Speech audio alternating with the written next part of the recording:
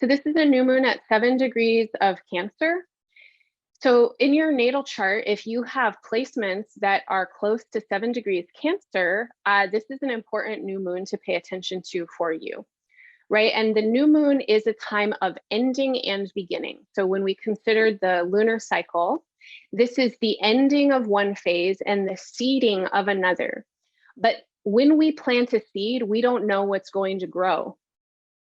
Okay, if you plant a broccoli seed, you can be pretty sure you're going to get broccoli, but you don't actually know if your broccoli is going to, give you, I don't know, like 3 flowering heads or 6, right? Like it's going to take different shapes depending on its circumstances and depending on its own unique manifestation of its seed.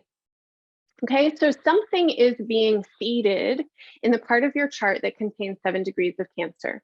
And you don't know what this is yet at the new moon. But we know that when we're working with Cancer, and we know that especially when we're working with the early degrees or the first 10 degrees of Cancer, what we are doing is we are impregnating something, right? We are seeding something. The quality of growth at this time is underground, and the first 10 degrees of Cancer really speak to this. They speak to the need to contain. They speak to the need to imagine and to world build. I'm thinking about Jenny Holzer, if you know this artist, and she works a lot with billboards. And she had one that said, it is in your self-interest to find a way to be very tender. It is in your self-interest to find a way to be very tender. This to me feels like an important message that comes through the new moon. So this is a new moon that is trine with the asteroid Vesta. Vesta is in Pisces. Vesta has a devotional mythology that she's related to, and Vesta tends the life force. She tends the fire of life. Pisces is the everything, okay? Pisces rules the interconnections and the environmental or atmospheric whole. Vesta in Pisces is tending life force, okay, in its wholeness and in its totality. As the moon moves past the sun, it's going to come into a conjunction with Lilith, okay, currently in Cancer. One of the many representations for Lilith is the demonized feminine, the demonized feminine, the witch, okay, the monstrous women, the dangerous women.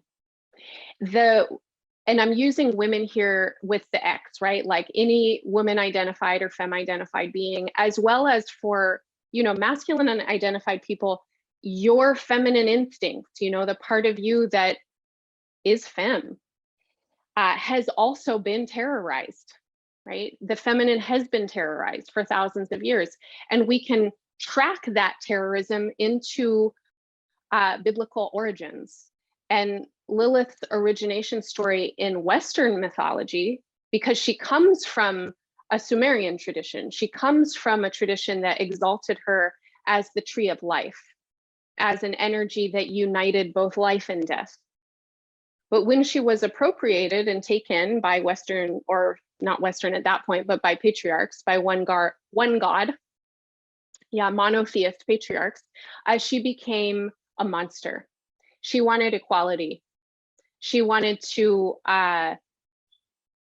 embodied autonomy. She wanted to take top. And for that, she was vilified. Yeah, for that, she was cast out. She was rejected, and she was turned into a monster. Now, for those of us who occupy a queer space or a feminist space, we can take Lilith's imagery, and we can take her mythology, and we can claim it. Because and I know that Lilith didn't want to be there anyway. And when she got the news that she couldn't inhabit her own space, she might not have been kicked out. She could have just left.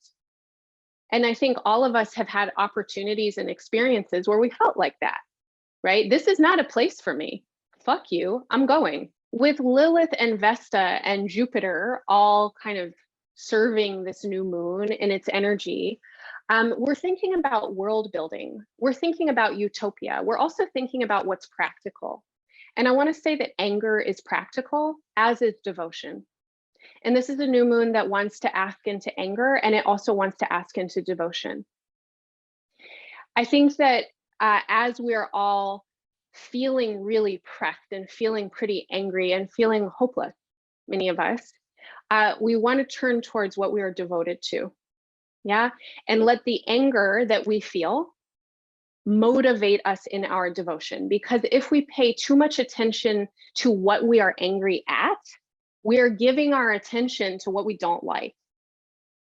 Right? Your anger fuels you, but if it keeps you coming back to anger, it will burn you.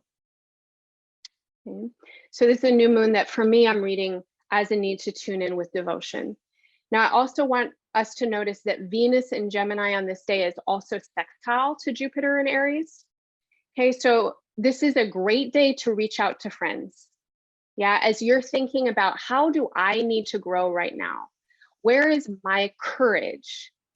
Yeah, what will help me differentiate? What will help me embolden myself in ways that can world build, in ways that bring me into bonds that have integrity, that have sustenance, that support and sustain me? Get curious, right? Have curious, courageous conversations. This is really not the time to like hold back, with our love, right? This is not the time to necessarily worry about like, oh no, will someone like me? Am I going to say the right thing? Like, this is a great time to take chances, and to take them from an attuned place, ideally,